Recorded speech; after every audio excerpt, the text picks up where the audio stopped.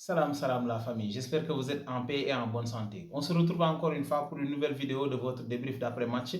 Donc on vient d'assister au match du Real Madrid face à la Real Sociedad, donc une très belle équipe de la Real Sociedad, donc qui s'est soldée sur une victoire du Real Madrid de 2 buts à 0. Donc le Real Madrid était à l'extérieur au terrain du Real Sociedad. Maintenant, malheureusement pour cette équipe de la Real Sociedad là, ils ont eu à perdre ce match-là par 2 buts à 0. Donc c'est un match qui s'est joué à pas grand-chose. D'autant plus que chacun de ces deux équipes, ou bien chacune de ces deux équipes du moins, a eu son temps fort dans le match. Mais je reviens sur ce que j'avais dit sur le débrief concernant le match de Manchester City et le match de l'autre là, de Manchester United, c'est-à-dire à Southampton et à Crystal, non pas Crystal Palace, et à l'autre là, comment il s'appelle encore? Brentford. C'est-à-dire quoi? Dans un match de football, quand tu as ton temps fort, il faut essayer de bien le gérer. Comment? En essayant de concrétiser le minimum ou bien le maximum d'occasions de but que tu auras dans ton temps fort. Parce qu'un match de football se joue à deux temps. Le temps fort ou bien les temps forts et les temps faibles. Le temps fort de l'équipe de la Real Sociedad a été bien effectué de la part de ces joueurs-là. Mais malheureusement, il manquait ce qu'on appelle du réalisme devant les buts à plusieurs reprises, ou bien je dirais même, ils ont touché les montants à 3 reprises. Donc malheureusement pour cette équipe-là, ils n'ont pas pu trouver le fond des filets. Et au retour des vestiaires, donc cette équipe du Real Madrid là a repris l'ascendant sur le jeu, comme ils savent bien le faire ces boys là de Carlo Ancelotti. Maintenant, c'est passé à travers un joueur qui a été exceptionnel aujourd'hui. Il a été excellent, je pense bien. Je pense bien que c'est son meilleur match pour le moment depuis qu'il est venu ou bien depuis qu'il est arrivé au Real Madrid. Et c'est qui? C'est Kylian Mbappé. Il a largement mérité le penalty que lui a donné Vinicius pour qu'il puisse marquer son but et concrétiser la belle performance qu'il a eu à réaliser aujourd'hui. Je pense bien qu'il a été le meilleur madrilène sur le terrain et ça s'est vu à la fin du match. Il a été élu MVP, c'est-à-dire Man of the Match. Donc, il a été tout simplement l'homme du match, d'autant plus qu'aujourd'hui, il a été le plus dangereux, le plus tranchant sur le plan offensif de la part de cette équipe du Real Madrid là. Vinicius de son côté a été très bien, trop transparent du moins, presque tout au long de la rencontre. Hein. Donc, il n'a pas été très en vue aujourd'hui, malgré qu'il ait claqué son but du moins sur le premier penalty. Donc, le second a été tiré par Kylian Mbappé, donc un gars qui a fait une très belle performance aujourd'hui.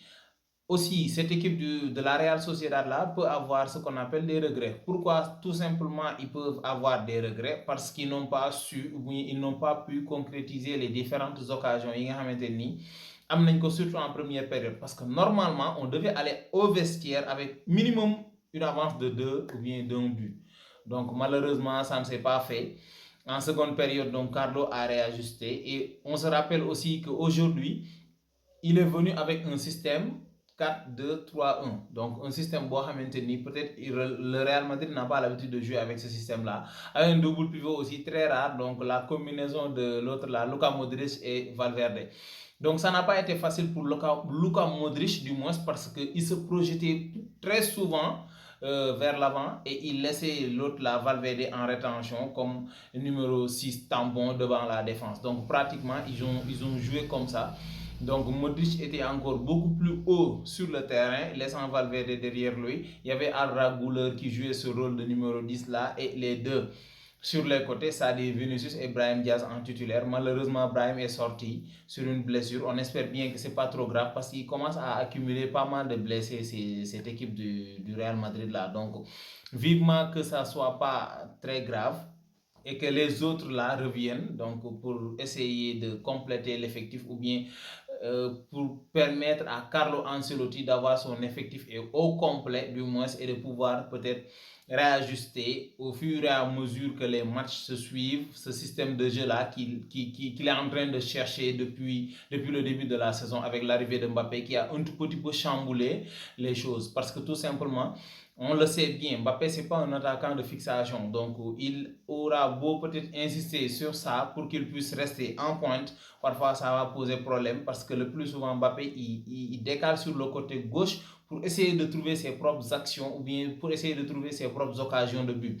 Et on le voit pratiquement toutes les occasions de but ou bien la majeure partie des occasions de but qu'il se crée, il les obtient sur le côté gauche. Donc pratiquement, c'est une équipe du Real Madrid qui joue toujours ou bien jusqu'à présent en déséquilibre. En déséquilibre, pourquoi? Parce que sur le côté gauche, c'est beaucoup plus centré. Le jeu est beaucoup plus centré là-bas que sur le côté droit. Donc parfois, on voit que Carvajal est tout le temps esselé alors qu'il n'y a pas une possibilité de pouvoir peut-être faire une transition sur lui ou bien essayer de combiner avec l'autre là qui est sur le côté droit. Peut-être que si Brahim Diaz est là-bas, il pourra y rester, d'autant plus que c'est un gaucher et ça va lui permettre de repiquer vers l'intérieur et revenir sur son pied gauche.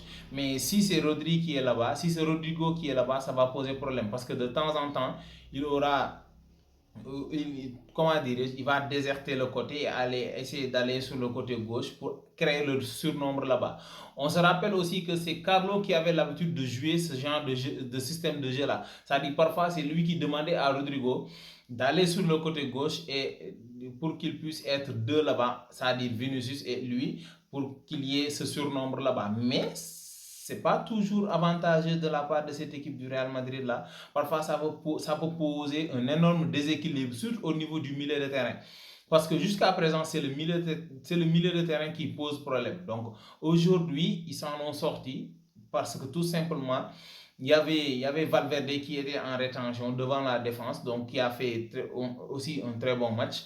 Donc la défense aussi toujours très solide, notamment, bon, même si parfois il y a des errements de la part de Militao ou bien de la part de Rudiger.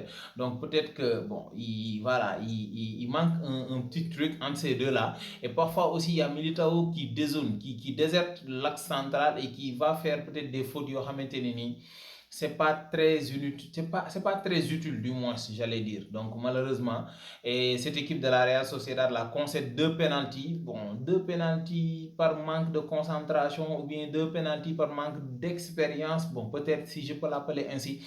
Parce que le premier penalty, le gars, donc, il décolle carrément sa main. Donc, c'est une main décollée. Il y a faute, il y a bel et bien penalty. Et lui-même, il le sait. D'autant plus que quand l'arbitre a sifflé penalty, voilà, il s'est mis comme ça. Il s'est attrapé la tête avec les deux mains.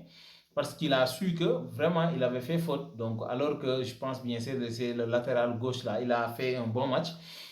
Sur le second penalty aussi, bon, on peut dire que peut-être certains vont dire que voilà, c'est un peu molle, c'est facile, ou bien c'est léger, genre, mais bon, il y a faute, il y a contact, parce que le gars, Vinicius a déjà fait la passe en retrait, donc il pouvait au moins se retenir, essayer de retenir son pied, mais voilà, il y a ce contact-là sur le pied de Vinicius, c'est-à-dire le pied gauche et ensuite le pied droit, ou bien le pied droit et ensuite le pied gauche.